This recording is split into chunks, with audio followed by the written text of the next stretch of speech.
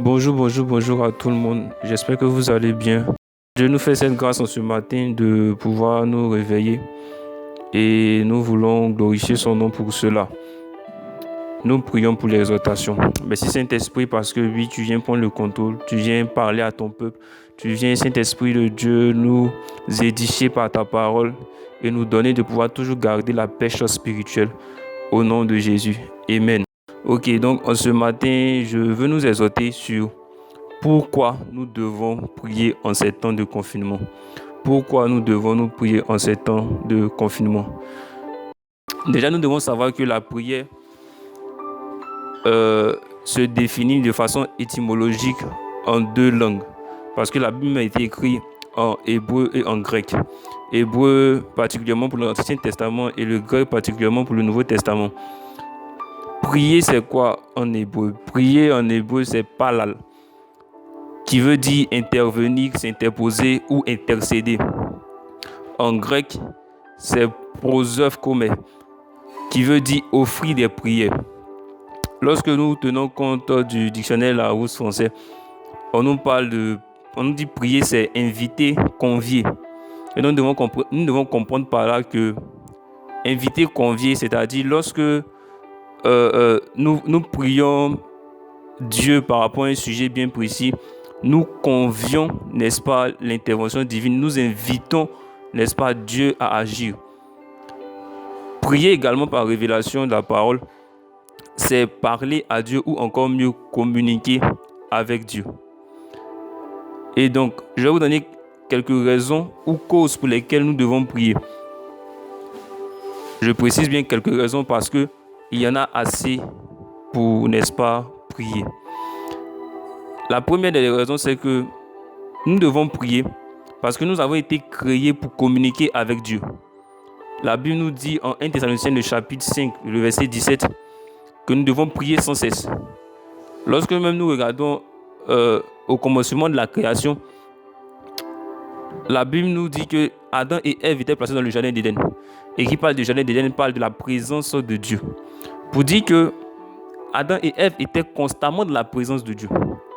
Ils étaient constamment en présence du Dieu vivant, en présence du Créateur de l'univers. Et donc, ils avaient, n'est-ce pas, cette capacité-là à pouvoir toujours prier. Ils avaient, n'est-ce pas, ce don-là à pouvoir toujours communiquer avec Dieu.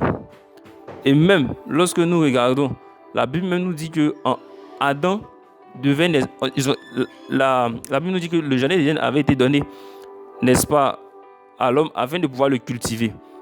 Et cela veut dire quelque part que l'homme, n'est-ce pas, son travail était de cultiver. Et donc même dans son travail, il était toujours en présence constante avec la divinité de Dieu. Juste une façon de nous dire que prier sans cesse, c'est prier sans cesse. Et l'une des choses qui nous permet surtout de pouvoir beaucoup prier sans cesse, c'est le parler en langue. Alors ma prière, c'est que tous ceux qui aspirent au parler en langue puissent, n'est-ce pas, le recevoir au nom de Jésus. Et pour ceux, pour l'instant même qui ne parlent pas en langue, que Dieu leur fasse grâce, ou bien qu'ils puissent, n'est-ce pas, se baser surtout sur la parole de Dieu afin de pouvoir prier et être à coup sûr exaucé. Parce que quiconque prie sur la base de la parole de Dieu est à coup sûr exaucé. La deuxième raison pour laquelle nous devons prier, c'est que nous sommes des imitateurs de Christ.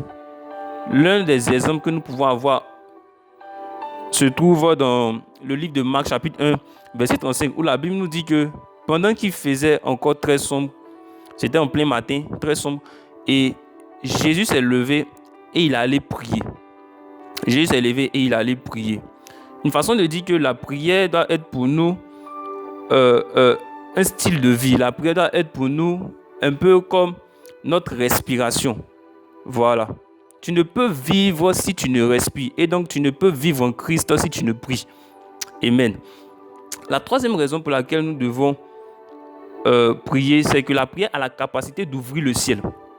Nous pouvons trouver cela dans le livre de Luc, le chapitre 3, les versets 21 à 22, où la Bible nous dit que tout le monde venait se faire baptiser. Et Jésus également venait se faire baptiser. Mais la Bible nous dit que pendant le baptême de Jésus, qu'est-ce qui s'est passé? Jésus a adopté une attitude, c'est qu'il a commencé à prier. Et pendant qu'il priait, comme le dit la parole, le ciel s'est ouvert. Pendant qu'il priait, le ciel s'est ouvert. Je veux dire à quelqu'un que pendant que tu es en train de prier, tu appelles au trône de Dieu de pouvoir descendre. Et pour que le trône de Dieu puisse descendre, il faille que le ciel puisse s'ouvrir. Pour que tu puisses recevoir les ossements divins, il faille que le ciel puisse s'ouvrir. Et de façon particulière, on parle quoi de prier? Alors sachez que si dans le monde chrétien, on parle de onction, de guérison, onction, de miracle, il y a aussi l'onction de prière. L'onction de prière, lorsque tu la reçois, lorsque tu reçois l'onction de prière, Dieu te fait la grâce de pouvoir prier pendant des heures et des heures. Dieu te fait la grâce de pouvoir être, je dirais, plus pointu, n'est-ce pas, dans tes heures de prière ou même dans tes minutes de prière. Parce que lorsque tu reçois l'onction de prière, lorsque tu reçois, n'est-ce pas, l'assistance des anges de Dieu auprès de toi, lorsque tu reçois l'assistance de l'Esprit de Dieu, eh bien, tu as la capacité de pouvoir prier pendant des heures si tu le veux. Tu as la capacité de pouvoir être pointu dans tes prières et surtout d'avoir des prières efficaces au nom de Jésus. La quatrième raison pour laquelle nous devons prier, c'est que la prière nous donne la force de résister aux tentations du diable. La Bible même nous le dit en Matthieu 26, le verset 41. Veillez et priez afin que vous ne tombiez pas dans la tentation. L'esprit est bien disposé, mais la chair est faible. Cela veut dire quoi? Cela veut dire tout simplement que si nous ne voulons pas succomber à la tentation, nous savons très bien que le tentateur c'est le diable. Et donc si nous ne voulons pas succomber à la tentation pendant ces temps de confinement, il faille, n'est-ce pas, que nous puissions prier. Il faille, n'est-ce pas, que nous puissions prier. Il faille, n'est-ce pas, que nous puissions prier. Car c'est là que l'esprit est bien disposé. Une façon de dire que la prière est une activité de l'esprit. Et lorsque tu pries, lorsque tu adoptes une vie de prière, alors tu donnes à ton esprit de pouvoir grandir. Alors tu permets, n'est-ce pas, à ta conscience de savoir que tu n'es pas seulement que corps, mais tu es aussi esprit. Tu te rends compte, en fait, à force de prier, à force de veiller et de prier, que tu es un esprit qui habite un corps. Et donc, il faut que tu puisses nourrir cet esprit-là par une vie de prière.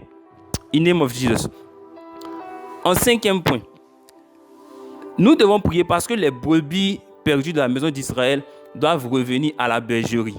Les brebis perdues de la maison d'Israël doivent revenir à la bergerie. La Bible nous dit ceci, en Jean chapitre 10, le verset 16. Il dit, j'ai encore d'autres brebis qui ne sont pas de cette bergerie. Celles-là, il faut que je les amène. C'est Jésus qui parlait. Une façon de dire que, vous savez, Dieu nous fait la grâce de pouvoir appartenir à une jeunesse vraiment merveilleuse. Et par la grâce de Dieu, je crois fortement que nous tous, nous sommes convertis, nous appartenons à Christ. Mais voyez-vous, il y a encore nos frères, il y a encore nos sœurs qui se trouvent encore dans le monde. Ces personnes pour qui Dieu, n'est-ce pas, s'est sacrifié à la croix. Et donc, il faille que nous puissions, n'est-ce pas, prier, surtout dans ces temps de confinement, afin que ces personnes-là puissent voir comment Dieu est souverain, puissent se rendre compte de l'amour de Dieu pour eux. Et donc, nous devons, n'est-ce pas, prier pour cela, prier pour les évangélisations qui se font encore dans nos rues, prier, n'est-ce pas, pour les évangélisations qui se font même sur les réseaux sociaux, parce que c'est par la prière que nous serons efficaces dans les différentes évangélisations à tout plan. Amen. Maintenant, nous allons bien parler du cas dans lequel nous sommes, c'est-à-dire ce temps de confinement, ce temps où le Covid-19 est en train de ravager. Vous savez, la Bible avait déjà prophétisé cela, la Bible avait déjà annoncé cela, ça fait maintenant depuis plus de 2000 ans. Et nous devons comprendre une chose, c'est que pendant ce temps de confinement, il y a le plan de Dieu et il y a aussi le plan du diable. Le plan de Dieu pendant ce temps de confinement, c'est que les hommes puissent revenir à Christ, les hommes puissent se repentir. Parce que Dieu a permis qu'il y ait une crise sans pareil qui puisse frapper le monde entier. Mais ce n'est pas ce que son cœur désirait. Son cœur aurait aimé que tous ces enfants qu'il a créés puissent vivre dans sa présence. Mais étant donné que le peuple a tellement péché, étant donné que le péché du monde est monté au Père et le sang des innocents a tellement coulé, il fallait que Dieu, en tant qu'un bon Père, puisse permettre que cette crise puisse arriver afin que ceux qui lui appartiennent, afin que ceux qui sont encore égarés puissent revenir à lui. Et nous devons savoir que par cette crise, Dieu est souverain. Dieu est souverain. Et donc, comme je vous ai dit, pendant cette crise aussi, le diable aussi a un plan. C'est de vouloir endormir l'Église. C'est de vouloir rendre paresseuse l'Église. C'est de pouvoir plonger l'Église dans l'inactivité spirituelle. C'est de pouvoir plonger l'Église dans la paresse spirituelle. Nous devons dire non à tout cela, tout simplement en adoptant une vie régulière de prière. Excusez-moi si je fais une longue NV. C'est ce que Dieu a mis dans mon cœur de pouvoir vous le dire. Amen. Et nous devons savoir que le confinement, pour nous l'Église, pour nous les chrétiens, est fait pour prier. On ne dit pas que tu vas passer tout ton temps à prier. Bien sûr, tu vas passer ton temps aussi à bosser. Tu vas passer ton temps aussi à travailler. Mais n'oublie pas que de la même façon que tu as des exigences envers ton école, envers ton lieu de travail, tu as aussi des exigences envers ton Dieu par rapport à ton intimité avec lui. Car oui, nous sommes sauvés pour sauver. Oui, nous sommes sauvés Oui, nous sommes sauvés parce que nous devons aussi jouer notre part de rôle comme Jésus l'a fait à la croix. Nous également, nous devons, n'est-ce pas, proclamer au son nom et nous devons prier pour que Dieu puisse se glorifier, pour que ses enfants puissent revenir à lui. Donc le confinement est fait pour prier. Tous les hommes de partout sont touchés par le Covid-19. Nous voyons des cas de maladie. Selon vous, comment peut-on guérir de ce Covid-19? Tout simplement parce qu'il faut simplement revenir à Christ. Tout simplement parce qu'il faut, n'est-ce pas, laisser la personne de Christ prendre le contrôle total de nos vies. Être le maître de nos vies. Il faille que, n'est-ce pas, Christ soit prêché. Il faille que, n'est-ce pas, Christ aussi soit démontré. Voilà pourquoi, dans ces temps de confinement, Dieu veut utiliser également nos dons. Que tu aies des dons de guérison, que tu aies des dons de miracle, il faille maintenant les manifester. Peut-être tu n'as pas vraiment besoin forcément d'aller te présenter devant un malade, mais d'aller te présenter devant le chute de Trégil ou d'aller te présenter devant un lieu où ils ont mis les cas de maladie du Covid-19. Il faut simplement dans ta maison ou dans ta chambre prier et activer les dons que Dieu a mis en toi afin que ces personnes qui sont touchées du Covid-19 puissent recevoir la guérison. Parce que oui, Dieu également veut se glorifier. Amen.